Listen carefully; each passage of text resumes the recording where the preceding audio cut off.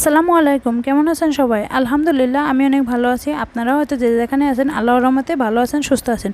চলে আসলাম আপনাদের মাঝে নতুন একটা ভিডিও নিয়ে, নতুন কিছু নিয়ে। চলুন তাহলে দেখা যাক ভিডিওটি আজকে কি হতে চলেছে আপনাদের জন্য। এই যে প্রথমে একটা নিয়ে নিলাম একটা বাটি, এখানে কিছু চাউলের গুঁড়া নিয়ে নিলাম।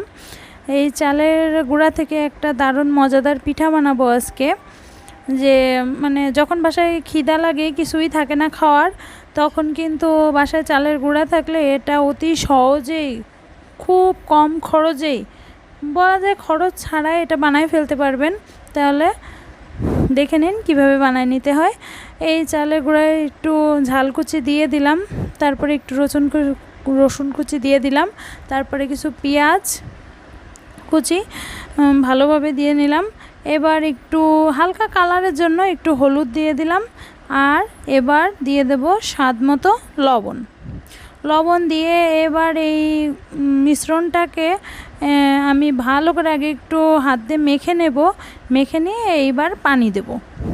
পানি দিয়ে মানে একটু পাতলাটা বেশিই হবে, একটু ভালো করে পাতলা করতে হবে, যতটা পাতলা করা যায় আর কি, তাহলে পিঠাটা বেশি ভালো হবে। যদি এটা বেশি ঘন থাকে, পাকান পিঠে বা তেলে পিঠে যেটাই বলেন, ওটার মতো অত ঘন হবে না, একদমই পাতলা হবে। সিটা রুটি পিঠার মতো ওরকমই হবে, পাতলা হবে ব্যাটারটা। দেখতেই পাচ্ছেন নাড়ার সাথে তো বুঝতেই পাচ্ছেন কতটা পাতলা। এবার এই পাতলাটাই কিন্তু দিয়েই হবে সেই মজাদার পিঠা। এটা একবার আপনারা খেয়ে দেখবেন যে কেমন লাগে, তাহলেই কিন্তু বুঝতে পারবেন যে কতটা মজা আসলে এই সামান্য এই চালের গুঁড়া আর এই পেঁয়াজ রসুন আর ঝাল দিয়ে। এবার আমি একটু সামান্য তেল দিয়ে নিলাম প্রথমে, কারণ প্রথমে তেল না দিলে তো এঁটে যায়, এই কারণে একটু তেল দিয়ে ব্রাশ করে নিলাম। ভালো করে যখন গরম হয়ে যাবে তখন আমি এটা দিয়ে দেব।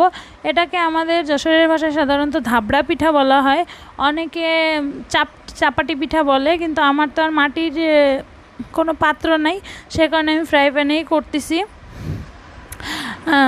এইভাবেই পাতলাটা ভালো করে দিয়ে এই যে কিছুক্ষণ পরে এভাবে হবে। মানে প্রথম পিঠাটা একটু তেল বেশি থাকে, কারণ প্রথম তো সেজন্য। তারপর নেক্সট পিঠা থেকে আবার তেল অতটা লাগে না, যে কারণে খেতে যেমন মজা ততটাই সাশ্রয়ী। কিন্তু আপনারা বাসায় ট্রাই করতে পারেন, ট্রাই করলে আমার মনে হয় আপনারা আমাকে ধন্যবাদই দিবেন যে আপু ঠিকই বলেছিল। আর যারা একটু ঝাল প্রিয় আছে, এই ঝাল পিঠাতে খেতে এত মজা, তা মুখে একটু হালকা পেঁয়াজ পড়বে, রসুন পড়বে, ঝাল পড়বে, ঝালের কুচি পড়বে, কি বলবো, এত টেস্ট, মানে আপনারা নিজেরা না ট্রাই করে খেলে বুঝতেই পারবেন না। দেখতেই পাচ্ছেন কালারটাও এত সুন্দর আসছে।